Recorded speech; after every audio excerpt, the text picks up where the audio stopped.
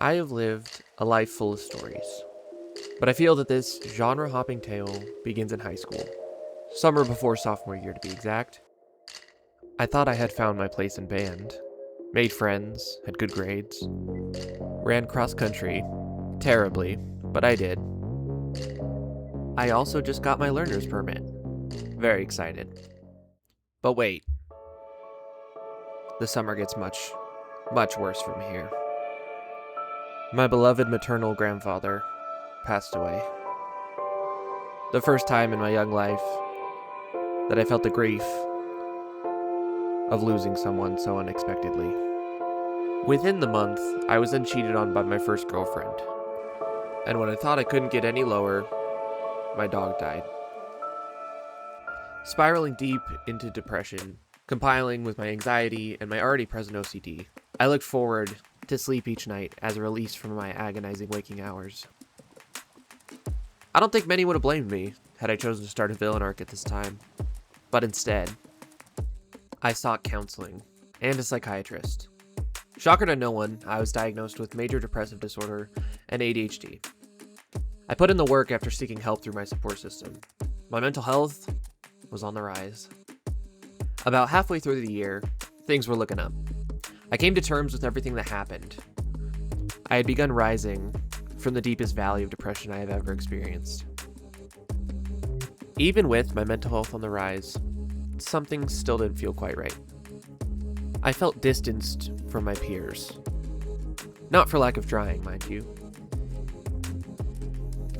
I couldn't help but feel acquainted where others saw friendship, companions where others found deeply complex interpersonal relations. I reached a point where I stopped trying to socialize, and instead I started a user experience design certification. I would finish my schoolwork, and instead of rushing to text my friends or do anything like that, I would hop on my computer and I would start designing. I loathed classes, not for difficulty, but because I felt trapped, made to sit there with lights too bright, people too loud, overwhelmed as I was unable to identify what I needed. Despite this, I passed sophomore year with a 4.2 weighted GPA and completed my UX Google certification. Over the summer, I began having moments of silence and screams. I would randomly find myself unable to move yet fully conscious. I'd have people yelling at me and be unable to move or respond. First, it was once a month, then once a week, then daily. This had gotten so bad that within a week of getting my license, I took a break from driving. And by the time I started junior year, I had 15 episodes the first day, following the next day with a shocking 25. But before the second day could end, I ended up paralyzed on the floor for 5 hours and getting an ambulance to the emergency room. I spent 3 days in the hospital, and on August 22nd, 2024, I was diagnosed with functional neurological disorder. I was discharged with zero guidance and spent over a month in a wheelchair, having hundreds of non-epileptic seizures a day with no warning. On September 7th, I was hospitalized again, as the seizures became too violent to manage without medical care. At one point, there were 6 adults holding me down. A 6'2", 190-pound, 16-year-old. I begged for them to restrain me in some manner for fear I would hurt someone while I seized. I was terrified. For those of you who don't know, your muscles are stronger than your bones, so while seizing, you'll break them if restrained. I spent several days in a posy bed. Think a canopy bed and a dog crate, optimized for containing me while seizing, keeping both me and the people around me safe. Over the next few days, I reached a point where I would seize in a calmer manner, less flailing, overall rather still. I learned to drag myself around on a walker. No legs, just upper body, moving around like a gymnast, with my legs limp behind me. I now understood that F&D was a connection issue between the brain and the body. Everything the brain has access to is fair game. At this point, that was the legs. I was discharged with a better plan this time. More structure. I went to physical therapy twice a week. I went to cognitive behavioral therapy twice a week. And psychiatry appointments bi-weekly. I also somehow ended up with a girlfriend. Still baffled by that. I enrolled in high school online, and I finished out my remaining credits 1.8 years early. But instead of graduating, I decided to remain in high school, to continue college-level courses. All the while, dealing with 50 plus seizures a day without warning. Immense neurological pain, random paralysis, and unpredictable speech issues. It was about this time when I became unable to feel my lower body. Regardless of these setbacks, I pushed on, relearning how to walk multiple times along the way, using the wheelchair, walker, canes, crutches, and literally dragging myself around as needed. Christmas rolled around, and we knew that something more needed to happen to make me better. I had been doing speech, occupational, physical, and cognitive behavioral therapy, and still needed help.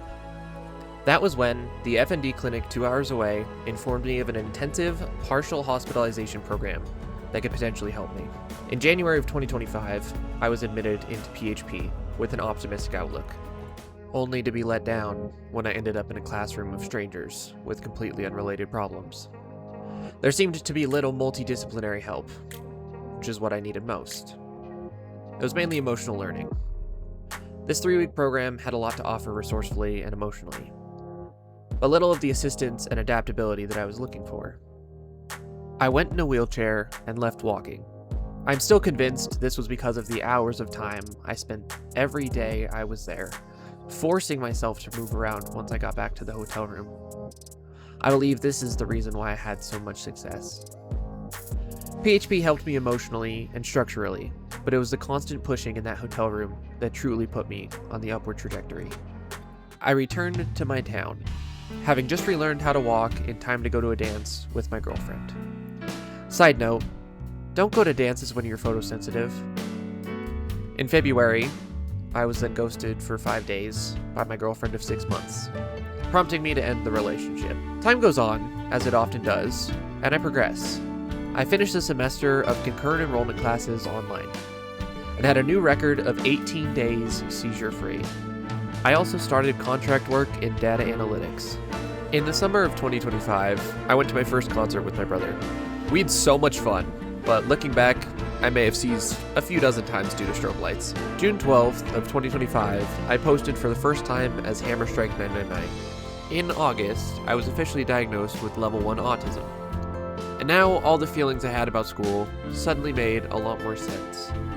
17 years I had been masking how I felt and how I processed things.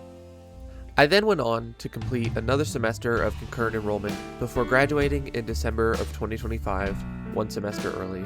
By the grace of God, I have not had a single seizure in 2026 as of the posting of this video. I drove by myself yesterday for the first time in almost 2 years. Life with FND is funny how it works. It helps to view it in the chronic mindset. Flares here and there, remission in between. My fight is far from over, but the sunrise is beaming into this valley. A few honorable mentions of the random crap that FND has done include seizing into ranch twice, waking up paralyzed, not feeling hungry or full, and sticking a carrot in my nose while seizing. I wouldn't recommend any of that. Well, folks, that'll do it for part 2 of my testimony.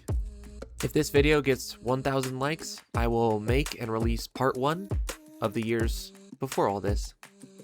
I decided to go ahead and make this video a fundraiser for FND Hope, which is a charity that spreads awareness about FND. Please consider checking it out and supporting the cause. God bless you all. Bye there.